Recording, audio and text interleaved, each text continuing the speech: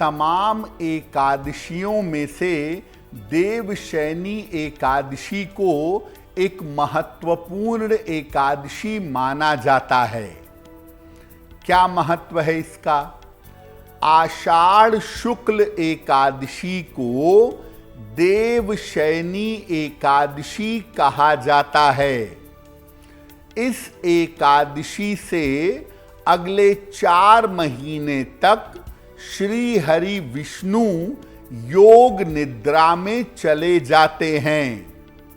इसीलिए अगले 4 महीने तक यानी आषाढ़ शुक्ल एकादशी से लेकर के कार्तिक शुक्ल एकादशी तक शुभ और मंगल कार्य वर्जित हो जाते हैं। इसी समय से चातुर्मास की शुरुआत भी हो जाती है, यानी आषाढ़ के बाद से श्रावण, भाद्रपद, आश्विन और कार्तिक, इन 4 महीनों को चातुर्मास कहते हैं और इन चातुर्मास में शुभ और मंगल कार्य नहीं करते। इस एकादशी से तपस्वियों का भ्रमण भी बंद हो जाता है। तपस्वी आम तौर पर भ्रमण करते हैं, लेकिन इस एकादशी से तपस्वियों का भ्रमण बंद हो जाता है और इन दिनों में केवल ब्रज क्षेत्र की, ब्रज धाम की यात्रा की जा सकती है।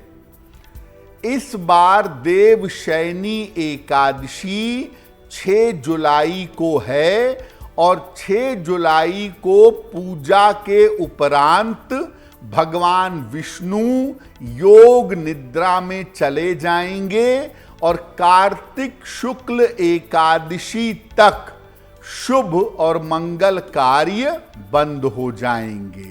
देवशयनी एकादशी से ऐसा मानते हैं कि भगवान सो जाते हैं, देवता सो जाते हैं, हरि यानी नारायण भगवान विष्णु सो जाते हैं और इसीलिए शुभ काम बंद हो जाते हैं। तो क्या वाकई में देवशयनी एकादशी से देवता सो जाते हैं, भगवान सो जाते हैं?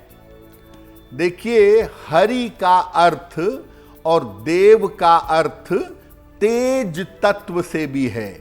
जो देवशयनी और हरिशयनी में आया है शब्द, उसका अर्थ तेज तत्व से भी होता है। इस समय में अगर आप देखें तो सूर्य, चंद्रमा और प्रकृति का तेज कम होता जाता है। इसीलिए कहा जाता है कि देव शयन हो गया है, देवता सो गए हैं। तेज तत्व के कमजोर होने पर या शुभ शक्तियों के कमजोर होने पर अगर काम किया जाता है तो काम के परिणाम शुभ नहीं होते। इसके अलावा कामों में बाधा आने की संभावना भी होती है। तो चूंकि इस समय तेज तत्व कम होता है, शुभ शक्तियां कमजोर होती हैं, इसीलिए इस समय से अगले 4 महीने तक शुभ कार्य करने की मनाही होती है। क्योंकि जब चारों तरफ शुभता नहीं होगी, जब चारों तरफ शुभ शक्तियां नहीं होंगी, तब कार्य करने के परिणाम आपके लिए शुभ नहीं होंगे।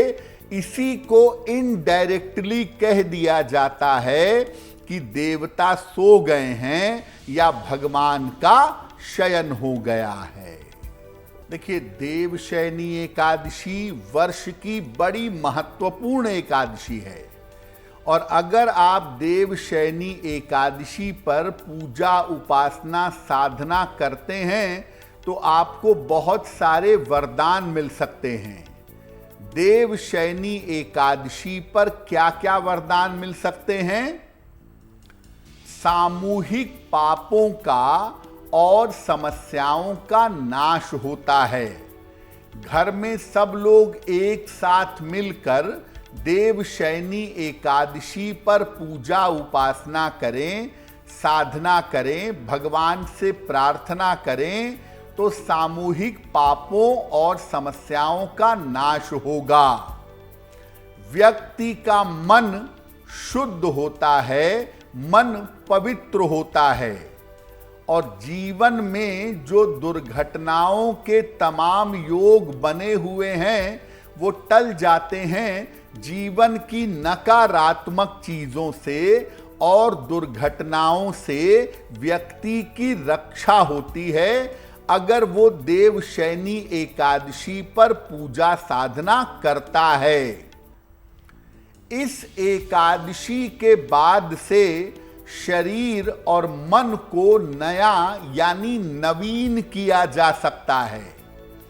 जब आप देवशयनी एकादशी पर उपवास रखते हैं और उपवास रख करके श्री हरि विष्णु की पूजा साधना करते हैं तो शरीर और मन आपका नया होता है और जीवन में उन्नति और उल्लास की स्थितियां बन जाती हैं। तो देवशयनी एकादशी पर आप उपवास रख करके अगर साधना पूजा करें, तपस्या करें तो आपको बहुत सारे वरदान मिलेंगे और सबसे महत्वपूर्ण वरदान ये है कि आपके पापों का क्षय होगा और भगवान की विशेष कृपा आपको प्राप्त होगी। देखिए, देवशयनी एकादशी पर आप उपवास रखें, उपवास रख करके सुबह से पूजा करें, दिन भर पूजा करें, बहुत अच्छा है। लेकिन वास्तव में देवशयनी एकादशी पर पूजा होती है रात्रि के समय। तो रात के समय में विशेष विधि विधान से भगवान विष्णु की पूजा करिएगा। रात 10 बजे के बाद उनको पीली वस्तुएं, विशेषकर पीला वस्त्र, पीली मिठाई, पीले फूल अर्पित करें। इसके बाद उनके मंत्रों का जप करें। ओम नमो भगवते वासुदेवाय, ओम विष्णवे नमः, ओम नमो नारायणाय या विष्णु सहस्त्र नाम पढ़ें। यस्य स्मरण मात्रेण जन्म संसार बंधनात् विमुच्यते नमस्तस्मै विष्णवे प्रभ विष्णवे।